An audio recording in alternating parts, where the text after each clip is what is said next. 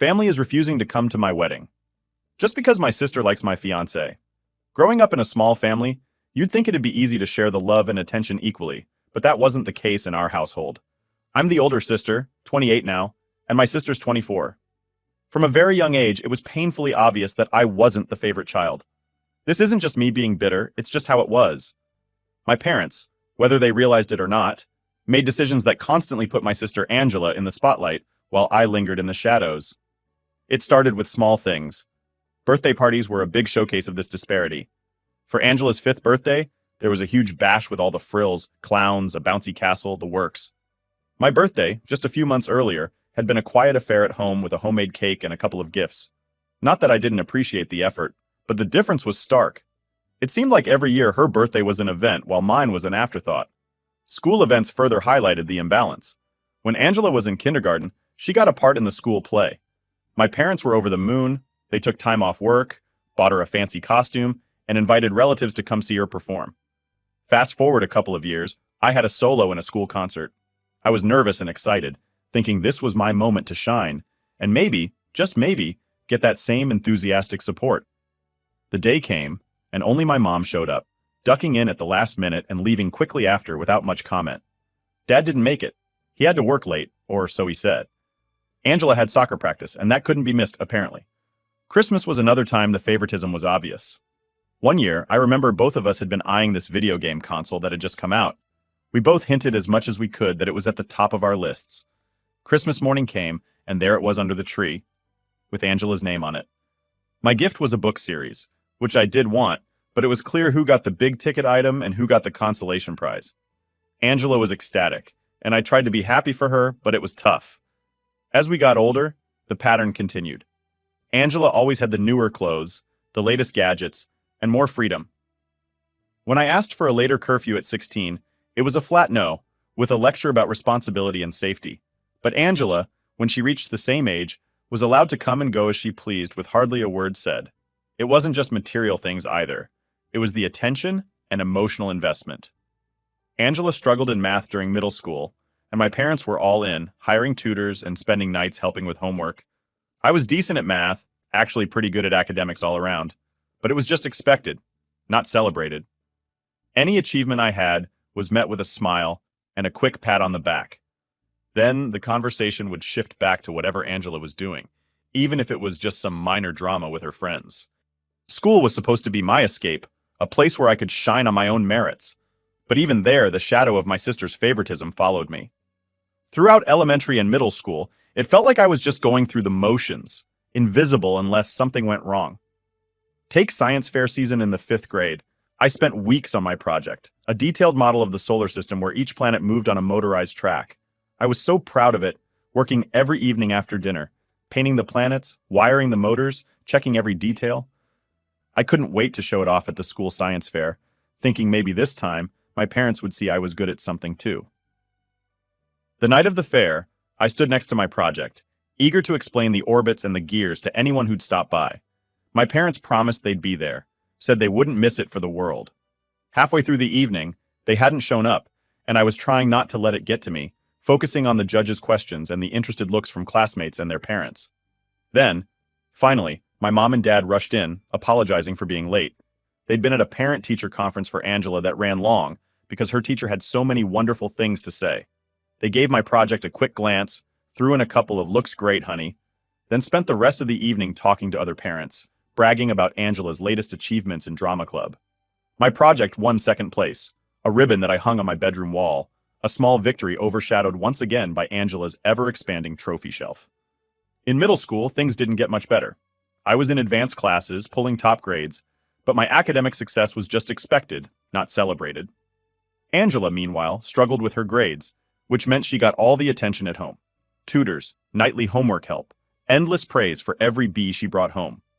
During one memorable parent-teacher night, I overheard my math teacher telling my parents how well I was doing, how I was a shoo-in for the advanced math track in high school. They nodded, smiled, and then immediately asked about extracurriculars that might be good for Angela, who was waiting at home. My achievements were just a footnote in their discussions, always overshadowed by Angela's needs and activities. It wasn't just academics. In 8th grade, I tried out for the school volleyball team, I made the team but barely played in games. I spent most of my time on the bench, watching, waiting for a chance to prove myself. When I told my parents I was on the team, they were happy enough but never came to the games. They were too busy with Angela, who had started taking dance classes around the same time, classes that apparently couldn't be missed. High school offered a fresh start, or so I thought. I was determined to make it different, to stand out in ways that couldn't be ignored. I joined clubs, volunteered, and continued to ace my classes. But at home, it was the same story. Angela had entered high school too, and suddenly her transition, her experiences, her life took center stage. Sophomore year, I was elected vice president of the student council. It was a big deal for me. I'd worked hard campaigning, staying late for meetings, organizing events.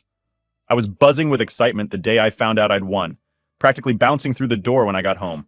I couldn't wait to share the news. That excitement fizzled out fast when I walked into the kitchen to find my family in the middle of a celebration. Angela had made the cheerleading squad. There were balloons, cake, the whole 9 yards. I stood there holding my good news in my throat, suddenly feeling foolish for thinking this might be my moment. I mentioned my election offhand during dinner, trying to keep the disappointment out of my voice. There were congratulations, sure, a momentary pause in the Angela-centric conversation. But quickly, the focus shifted back to her, to what cheer she would be doing, to how we needed to rearrange our schedules for her practices and games. It was a pattern that repeated over and over throughout high school. Every achievement I had was overshadowed by something, anything, Angela did. My role in the National Honor Society was less important than her lead in the school play. My perfect attendance awards were less noteworthy than her participation in the spring musical. It all came to a head during our senior year. College application season was stressful for everyone, but I had my sights set on a few top schools, places I dreamed of attending since freshman year. I worked diligently on my applications, essays, and SAT prep. When acceptance letters started coming in, I was over the moon. I got into several of my top choices, each acceptance a confirmation that my hard work wasn't for nothing. The day I got my acceptance to a prestigious out-of-state university, I was ecstatic. This was it, my ticket out, my chance to really start my own life away from the shadow of my sister. I gathered up the acceptance letters, planning to show them to my parents that evening. But when I got home, the focus was all on Angela. She'd been accepted to a local college, a good school, but nowhere near as competitive. My parents were thrilled, talking about how they could visit her easily, how she'd be close to home. When I showed them my letters, they were happy for me. But the conversation quickly turned back to logistics for Angela, to keeping her close, to making sure she wouldn't have to go too far from the safety net of home. My moment, like so many others, was swept aside. My decision to go to that out-of-state university was met with concerns about distance and safety, not with pride or excitement. It was clear that no matter what I achieved, Angela's comfort and happiness would always come first. That realization hurt, but it also lit a fire in me. I was determined to go to that university, to start fresh, to build a life where I was more than just Angela's older sister, where my achievements and my happiness could stand on their own. Moving out was my declaration of independence, a loud statement that I was done being the backdrop to someone else's vibrant painting. I was 20, balancing a full course load at university while working part-time to scrape together enough for rent and tuition. It wasn't easy, but every challenge I faced in my cramped one-bedroom apartment was a testament to my resilience, a badge of honor I wore with a mix of pride and relief. The decision to move out wasn't made on a whim. It was the culmination of years of feeling sidelined, of watching my sister Angela receive all the familial support and attention while I was expected to be self-sufficient. This dynamic didn't improve with age. If anything, it became more pronounced as we grew older. My achievements, no matter how significant, were always overshadowed by the smallest of Angela's accomplishments. The day I left, I packed my belongings into a couple of suitcases and boxes, the sum total of my life fitting neatly into the back of an old car I had bought with my savings. There were no tearful goodbyes or heartfelt wishes for luck. Just a brief, somewhat awkward exchange with my parents, who seemed more confused by my decision than anything else. Angela didn't even realize I was moving out until she saw the empty space where my things used to be. Settling into my new apartment was a reality check. The place was small, the walls were thin, and the furnishings were a mishmash of whatever I could afford from thrift stores and clearance sales. But it was mine.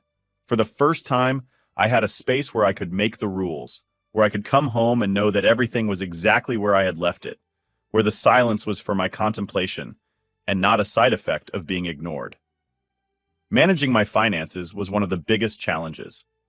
I quickly learned to budget like a pro, juggling bills, rent, and tuition payments with the meager earnings from my part-time job. Groceries were bought on sale, luxuries were few and far between, and every penny spent was carefully considered. Nights out with friends were replaced by nights in with textbooks and instant noodles. It was a stark contrast to my life at home, where Angela's wants often translated into expenses that my parents didn't think twice about. Balancing work and study was another hurdle. My days were a blur of classes, library sessions, and long shifts at a local cafe. I would come home exhausted, my body aching for sleep, but my mind racing with everything I needed to do to stay ahead. Despite the exhaustion, there was a profound satisfaction in knowing that every grade I earned, every rent payment I made, was a result of my own efforts. There was no overshadowing here. My successes and failures were entirely my own. Socially, it was isolating at times. I watched my classmates head out for evenings of fun while I headed to work or back to my apartment to study. I envied their freedom, their careless laughter that seemed so far removed from my own responsibilities. But this period taught me a lot about myself. I learned that I could rely on my own strength, that I could face challenges head-on and come out the other side stronger for it. There were moments of doubt, of course, nights when I lay in my bed listening to the sounds of the city and wondering if I had made a mistake. In those moments, the weight of what I had taken on felt overwhelming. But then I would remember the reasons why I left. I thought about the constant comparisons, the way my needs had always come second to Angela's, the way my parents had managed to make even my accomplishments feel like they were lacking somehow. These reflections steeled my resolve. They reminded me that moving out was not just about finding a place to live. It was about finding a place to grow, to understand who I was outside of the family dynamics that had shaped so much of my life. It was about breaking the pattern of being an afterthought in my own story. As I moved through my university years, the distance from my family allowed me to build a life that felt genuinely mine. I made friends, connections that were based on mutual respect and shared experiences rather than familial obligation. I became involved in university activities, taking on roles that challenged and excited me. Each success was a building block in my newfound self-esteem, each failure a lesson rather than a mark against my worth. By the time I graduated, I had a solid group of friends, a degree, and a job lined up. The pride I felt walking across that stage to receive my diploma was untainted by any need for validation from my family. I had proven to myself that I could make it on my own terms, and that was enough. Reflecting on those years now, I realize how crucial they were in shaping the person I have become. They were a time of growth, of trial and error, of setting the foundations for the life I wanted to lead. They taught me about the value of independence, not just financially, but emotionally and mentally. Moving out might have started as a way to escape the favoritism that so defined my relationship with my family, but it became so much more. It was the beginning of truly understanding my worth, of seeing that I was capable of so much more than being the overlooked older sister. It was hard, yes, and lonely at times, but it was also one of the most empowering decisions I ever made. After graduating from university, I found myself in a place of solid independence. I was financially stable, emotionally more resilient, and professionally just starting to make my mark. It was around this time that Ricky and I took our relationship from good friends to something more. We had known each other since our second year of university, but it was only after we both had settled into our careers that we began to see each other in a new light. Ricky was different from anyone I'd ever dated. He was incredibly supportive, genuinely interested in my thoughts and feelings, and never made me feel overshadowed or less important.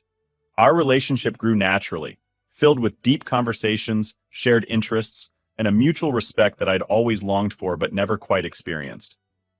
I think what made our relationship so special was the fact that Ricky knew all about my family dynamics.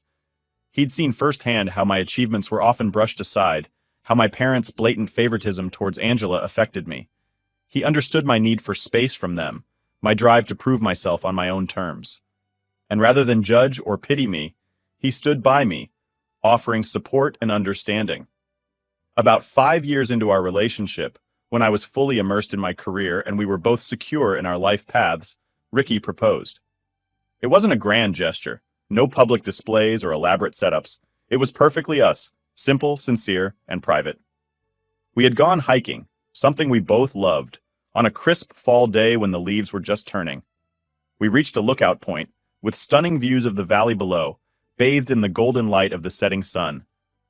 We were sitting there, catching our breath and taking in the beauty of the moment, when he turned to me, his expression serious, but his eyes warm. He took my hand, and with a gentle but earnest tone, he started talking about our journey together, how much he valued our relationship, and how he couldn't imagine his life without me. Then he pulled out a small, simple ring and asked if I would marry him. I didn't hesitate. I said yes, of course. It was one of the happiest moments of my life, filled with pure joy and a sense of rightness that I had never felt before. We sat there for a long time, talking about our future, making plans, and just enjoying the realization that we were going to spend our lives together. Telling my family, however, was a different story. Given the strained relations, I wasn't sure how to approach them about my engagement.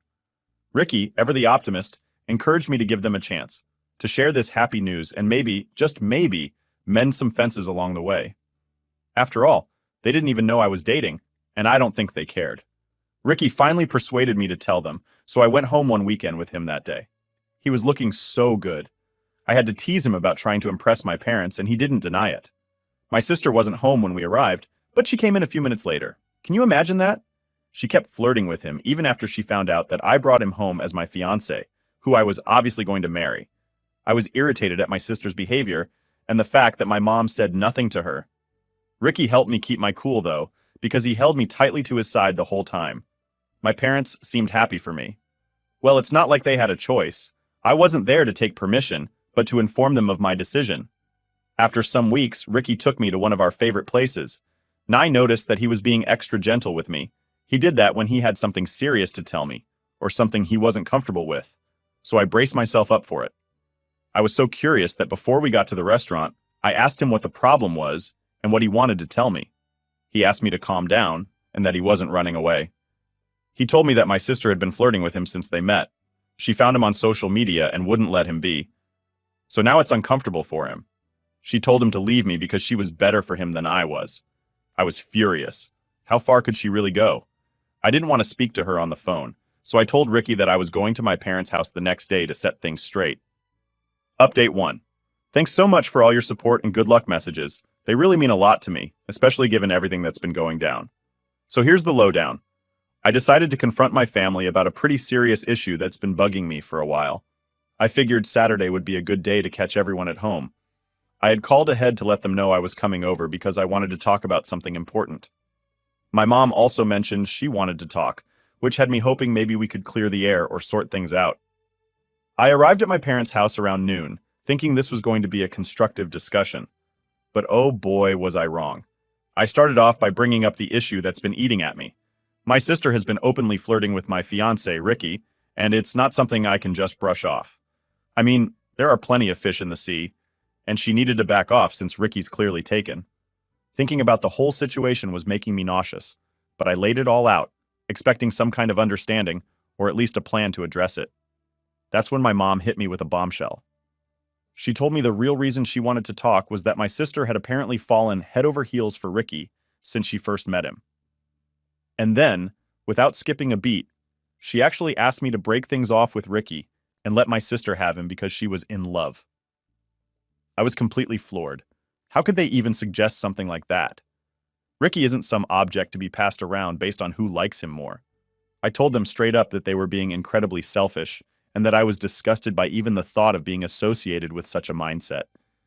While my mom did all the talking, my sister just sat there, crying those big, fake crocodile tears, and my dad was just a silent figurehead, as usual, going along with whatever my mom said. My mom tried to guilt-trip me by saying that I was being selfish for putting my own happiness before my sister's desires, that I never learned to think about others. A ludicrous statement if there ever was one. I shot back, telling them there was no way I was going to ditch Ricky. We've been together for 5 years, we're engaged, and my sister's fleeting crush wasn't enough to make me even consider such a ridiculous idea. That's when things got even uglier. My mom declared that if I couldn't do this for my sister, then they wouldn't come to my wedding. I couldn't believe what I was hearing. Was this really the family I grew up with? By then, it was clear my dad wasn't going to stand up for what was right. He's never been one to challenge my mom or take a stand. After dropping that bomb, I just left. I couldn't take another minute. I was so shaken up that I broke down crying in my car as I drove away. It felt like my whole world had shifted. Who were these people? How could they expect me to sacrifice my happiness like that? Ricky was equally shocked when I told him. He knew my family was difficult, but he didn't realize the extent until now. I apologized that my family drama was now spilling over into our life together. Even saying it out loud, how ridiculous this all was, felt surreal. So now I'm at a crossroads. My family's ultimatum hangs over me like a dark cloud. It hurts knowing that they might not be at my wedding. But at the same time, do I really want such toxicity at one of the happiest days of my life? Ricky and I have some thinking to do, but one thing's for sure. We need to surround ourselves with people who love and support us, not those who see us as pawns in their selfish games. I'm trying to stay positive and focus on the good things I have going for me, but it's tough. The support from this community has been incredible, and I can't thank you enough. It's comforting to know I'm not alone in this. I'll keep you all updated as things develop, but for now, my focus is on maintaining my peace and planning a future with Ricky, hopefully free from any more unnecessary drama. Thanks again for being here for me. Update 2. Hey everyone, I wanted to drop another update because a lot has been going on with the wedding planning and, unfortunately, the family drama hasn't really cooled down. Thanks for all your support and advice. It's been super helpful and comforting knowing I'm not going through this alone. So, where to start? Well, the wedding preparations have been one of the few highlights lately. Everything is picking up pace, and seeing it all come together is really exciting. We've nailed down the venue, caterer, and the band, and I've been diving into all the small details that make the day special. It's been a nice distraction from the other less pleasant stuff. But, as you guessed, not all is smooth sailing. Despite Ricky blocking her, my sister still seems to think she has a chance with him. It's beyond frustrating, and frankly, quite delusional. Ricky has made it clear he's not interested, and honestly, every attempt she makes just drives a bigger wedge between us. I never imagined having to deal with something like this from my own sister. It's surreal. My friends have been amazing through all this. They've really stepped up, helping not just with the wedding but also being there for me emotionally. My best friend even attempted to talk some sense into my mom and sister, calling them to explain how their actions were affecting me. Unfortunately, that conversation didn't go well. They're both as stubborn as ever, with my mom even admitting she only threatened to skip the wedding to try and break Ricky and me up. She thought if she pushed hard enough, I'd end my engagement with Ricky to keep the peace. I couldn't believe what I was hearing when my friend relayed the conversation. It was like living in some bizarro world where up is down and right is wrong. When I heard my mom actually thought she could manipulate me like that, I just laughed. It's ridiculous how she believes she holds so much power over my decisions. While I would love for my family to be at my wedding, I've realized that their presence isn't worth the cost of my happiness. If they want to miss out on one of the biggest days of my life over something so petty, then maybe it's better they don't come. I still went ahead and sent them invitations, though. I figured it was the mature thing to do, to give them one last chance to be part of my life in a meaningful and positive way. But honestly, I've set my expectations pretty low. Their response, or lack thereof, will tell me everything I need to know about where we stand. If they decide to come, acknowledge their mistakes, and genuinely want to support me, then maybe there's a sliver of hope for mending our relationship. On the other hand, if they choose to continue with their current behavior, I'm fully prepared to cut them out of my life for good. I can't keep dealing with their negativity and manipulation. It's exhausting, and it's not how I want to live. I've realized that just because someone is family doesn't mean you owe them endless chances, especially when they've repeatedly shown they don't respect you or your choices. As the wedding day approaches, I'm trying to focus on the positive aspects and the people who genuinely support and love me and Ricky. We're both incredibly excited about starting our new life together, and we won't let anyone's selfishness or drama overshadow our joy. I'm looking forward to celebrating our love with friends and family who care about us and want the best for us. Thanks again for sticking with me through this wild ride. Your messages of support and shared experiences have been a beacon of light in what has been a pretty dark time. I'll definitely keep you all updated as more developments unfold. But for now, I'm just going to keep planning the happiest day of our lives and hoping for a drama-free celebration filled with love and laughter. Here's to better days ahead. Update 3. Hey everyone, checking in from my honeymoon spot, and I'm still buzzing with excitement and happiness. I can't believe it. I'm actually married to the absolute love of my life, Ricky. Just typing that out feels surreal, like I'm living in a dream. And honestly, I couldn't be happier. The wedding itself was everything I ever dreamed of, and then some. It was a beautiful day, filled with love, laughter, and lots of dancing. Being surrounded by friends and Ricky's family, who have shown nothing but love and acceptance, really made the day magical. They've become my family now, and their warmth and kindness have meant the world to us both. However, not everything was perfect, and there was a bittersweet tinge to the day. Despite hoping otherwise, my own family didn't show up. It was painful, really painful. Throughout the ceremony, I found myself glancing over at the seats where I hoped to see them, holding on to a shred of hope that they'd walk through the door at the last minute. But they never came. Ricky noticed what I was doing and, at one moment, just pulled me close and whispered for me to focus on us, on the beautiful beginning we were about to embark on. He reassured me that right then, it was just about the two of us, and that was all that mattered. His words helped more than he might realize.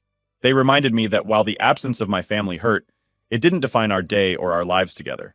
We were there to celebrate our love and commitment to each other, and nothing could take away from that. The support from Ricky's family was overwhelming, in the best way possible. They filled so much of that empty space with their presence and love, making sure every moment was a celebration. After the wedding, saying that I was emotionally drained would be an understatement. It's hard to grapple with the fact that my own family chose not to be a part of one of the most important days of my life. At times, I wonder if they'll ever come around, or if the rift between us will just keep growing. Right now, my heart feels a bit numb towards them, like I don't even recognize them as my parents or my sister anymore. I don't know if that will change in the future, but right now, I'm choosing happiness. I'm choosing to focus on the new family I've gained through Ricky and on our future together. The joy of the day, despite the shadows, affirmed that Ricky and I can face anything as long as we have each other. Our wedding day, despite the absence of my biological family, was genuinely the best day of our lives because it represented us moving forward together, stronger and more in love than ever. So here I am, a newly married woman, incredibly excited about what lies ahead. I'm looking forward to building our life together, filled with love, respect, and mutual support. The path may not always be smooth. Life's like that, after all. But I know we'll navigate it together. Thanks again for all your love and support through this journey. Sharing this with you all has been incredibly therapeutic and has helped me more than words can say. I'll definitely keep you updated as we embark on this new chapter of our lives. For now, I'm going to soak up every moment of this honeymoon and the new beginnings it represents. Here's to love, laughter, and a future filled with happiness.